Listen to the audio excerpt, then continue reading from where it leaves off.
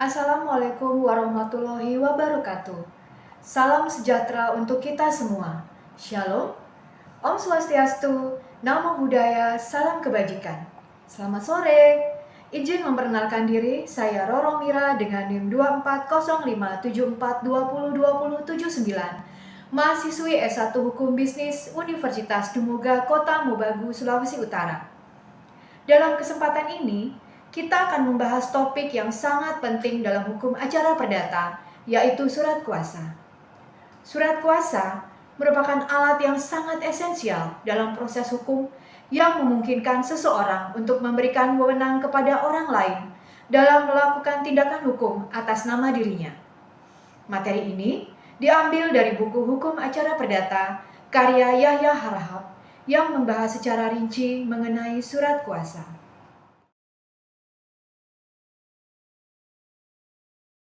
Menurut Yahya Harahap, seorang ahli hukum terkemuka, surat kuasa didefinisikan sebagai pernyataan tertulis yang berisi pemberian wewenang kepada seorang lain untuk melakukan perbuatan hukum tertentu atas nama pemberi kuasa. Definisi ini menekankan bahwa surat kuasa adalah bentuk pemberian wewenang dari pemberi kuasa kepada penerima kuasa untuk melakukan tindakan hukum tertentu.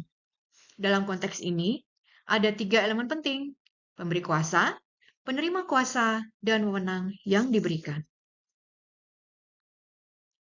Surat kuasa dapat dibagi menjadi beberapa jenis. Yang pertama, surat kuasa umum, memberikan wewenang kepada penerima kuasa untuk mengurus seluruh kepentingan pemberi kuasa.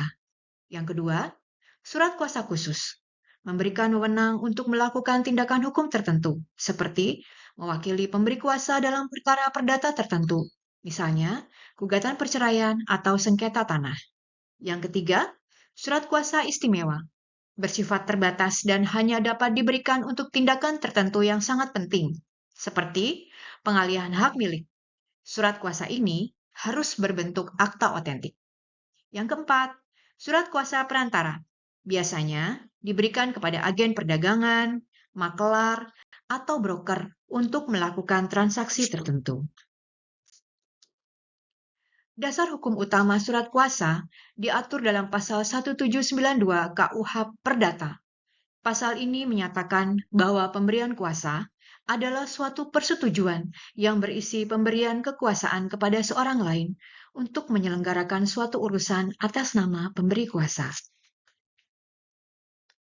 Selain itu, HIR dan RBG juga mengatur tentang surat kuasa, khususnya dalam konteks hukum acara perdata.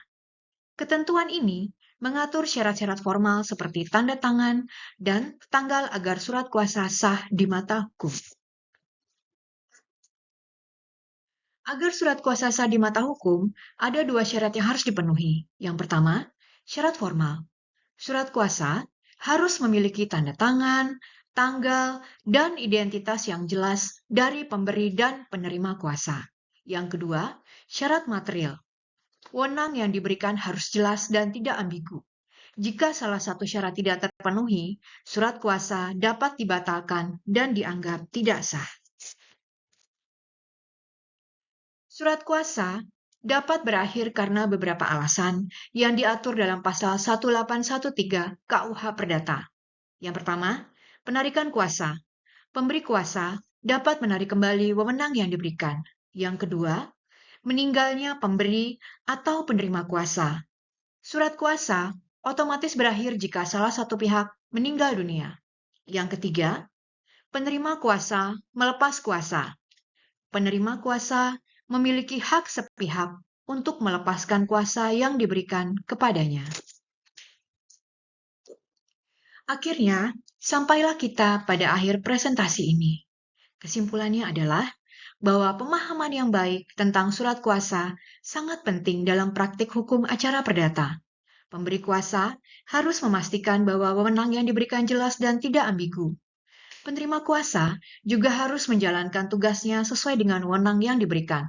Selain itu, penting untuk memahami syarat formal dan material, serta memperhatikan penyebab berakhirnya surat kuasa. Ingat, surat kuasa adalah alat penting dalam proses hukum dan harus digunakan dengan bijak. Demikianlah presentasi kami pada hari ini. Mohon maaf apabila ada kekurangannya. Terima kasih kami haturkan kepada Bapak Firman P. Alim, SHMH, selaku dosen mata kuliah Hukum Acara Perdata, Universitas Dumuga Kota Mobagu, Sulawesi Utara. Semoga presentasi singkat ini dapat bermanfaat untuk kita semua. Sekian dan terima kasih. Salam Hukum Indonesia.